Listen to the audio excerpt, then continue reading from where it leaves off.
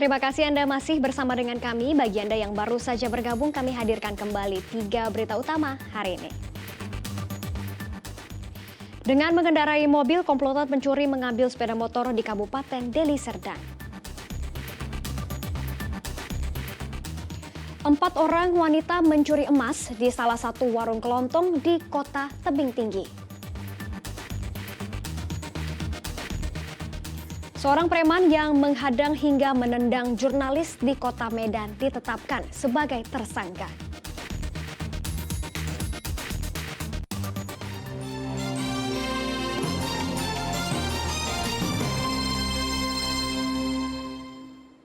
Jay Sangker alias Rakes yang menendang dan menghadang jurnalis di Jalan Abdullah Lubis, Kota Medan ditetapkan sebagai tersangka. Rakes menghadang dan menendang jurnalis saat polisi melangsungkan rekonstruksi kasus anggota DPRD Medan yang diduga aniaya warga.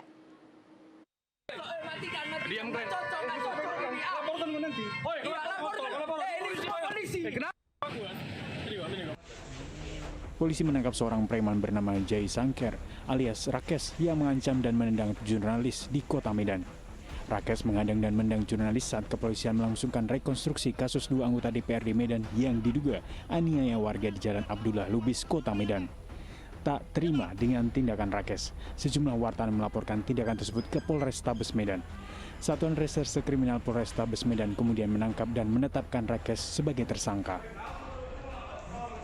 Kejadian ini bermula dari pelaku yang diajak untuk mengikuti kegiatan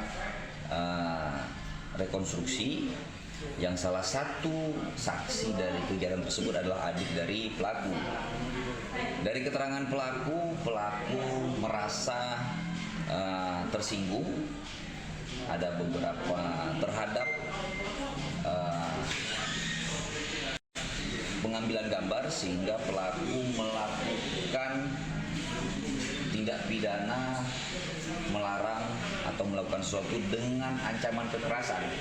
Ya, jadi bentuk kekerasan yang dilakukan oleh pelaku itu berupa kata-kata dan juga ada berupa tendangan dan mendorong. Tersangka dijerat pasal 335 ayat 1 KUHP dan pasal 18 Undang-Undang Nomor 40 Tahun 1999 tentang pers dengan ancaman hukuman 2 tahun penjara. Muhammad Hamdani melaporkan dari Kota Medan.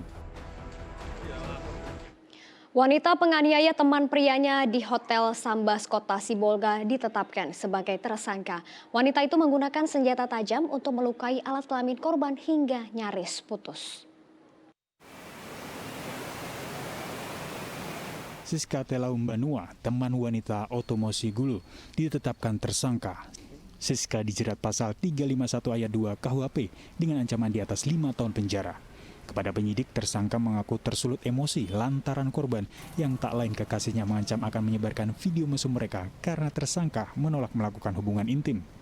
Usai ditetapkan sebagai tersangka, Siska mengaku bersalah dan menyesal atas perilakunya. Ia meminta tindakannya tidak ditiru oleh pasangan yang sedang cekcok. Polisi belum memeriksa korban Otomosi Gulo karena korban masih dirawat di Rumah Sakit Metamedika Sibolga. Kondisi korban mulai stabil namun kondisi alat vital korban masih terluka parah.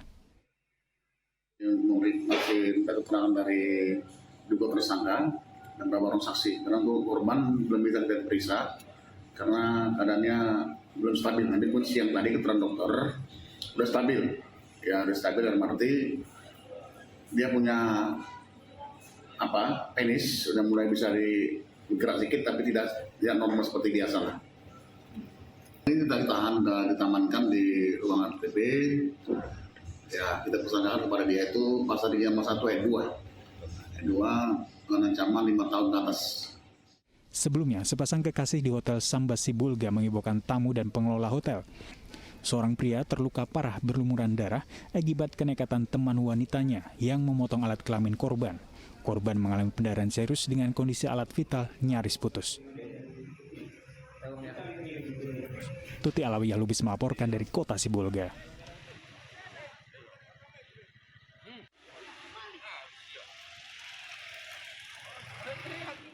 Informasi lainnya untuk Anda, 2 bulan diperbaiki jembatan Titi Besi yang ada di Kecamatan Galang, Kabupaten Deli Serdang kembali rusak dan berlubang. Tidak hanya itu, rangka besi yang menjulur keluar berpotensi membahayakan pengendara ketika melintas di jembatan.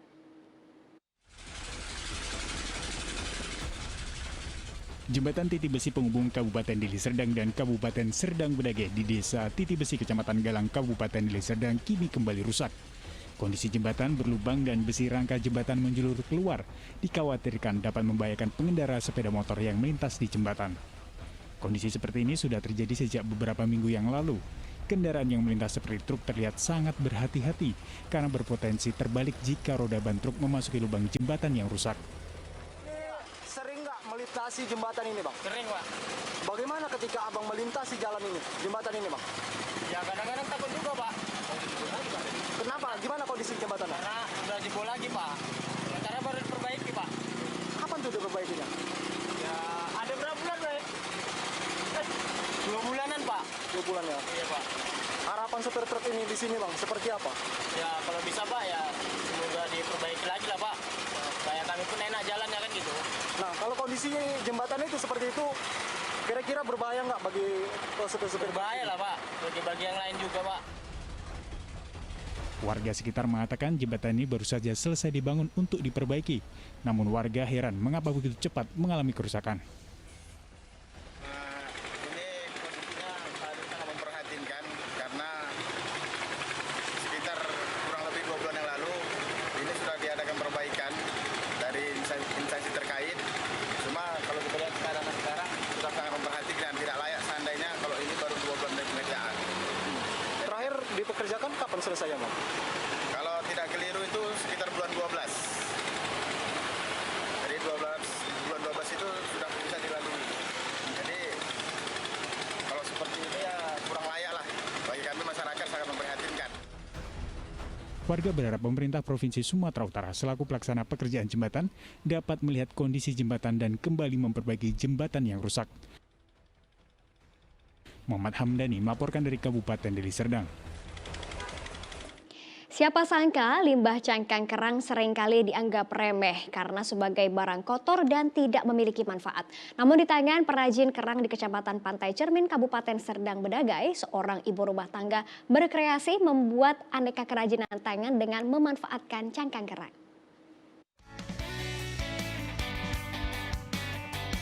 Tangan terampil Astri Ariyanti, warga Kecamatan Pantai Cermin, Kabupaten Serdang Bedagai memanfaatkan cangkang kerang menjadi aneka ragam kerajinan tangan yang unik dan bernilai ekonomis. Berada di lokasi kawasan pantai, Astri dapat menjual belasan kerajinan tangan yang harganya bervariasi dari mulai Rp40.000 hingga Rp500.000. Pekerjaan ini sudah bertahun-tahun ia tekuni dan kini ia telah berhasil memproduksi puluhan hingga ratusan kerajinan berbahan cangkang kerang. Untuk memperoleh kerajinan cangkang kerang yang berkualitas, Astri Ariyanti biasanya mengkelompokkan cangkang berdasarkan ukuran dan warnanya. Bahan baku kerang ini didapatkan dari para nelayan. Kemudian ia bentuk menggunakan lem dan dihiasi dengan pernak-pernik aksesoris. Kulit kerang memiliki karakter material yang keras dan berkilau menjadi daya tarik tersendiri. Untuk lama pembuatan kerajinan memakan waktu 2 hingga 4 hari tergantung tingkat motif, bentuk, dan tingkat kesulitannya. Adapun kerajinan yang dibuat berupa tas, bunga, vas bunga, kotak, tisu, cermin, dan lainnya. Hasil produksi kerajinan ini biasanya akan digunakan untuk mempercantik interior ruangan.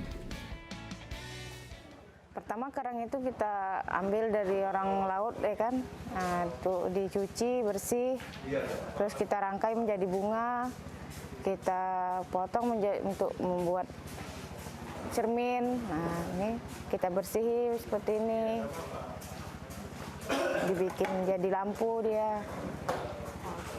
Untuk pemasarannya untuk sekarang ini kita melalui online. Terus sekarang dengan adanya masuk ke Dewan UKM kan, nah, terbantu juga kita di situ. Kerajinan ini bukti kreativitas ibu-ibu di lingkungan Kecamatan Pantai Cermin, Kabupaten Serdang Bedagai yang telah dipasarkan ke berbagai daerah di wilayah Sumatera Utara. Kerajinan seni dari cangkang kerang ini telah menghasilkan pundi-pundi rupiah. Hal ini tentu sangat membantu bagi perekonomian warga setempat.